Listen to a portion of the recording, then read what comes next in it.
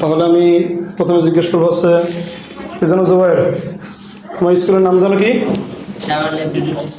কোন জায়গা থেকে তুমি যেন আসছো? আব্বাস ক্লিনিক গ্রাম থেকে। বসো। এবার হচ্ছে তাইবা, তোমার স্কুলের নাম বলো।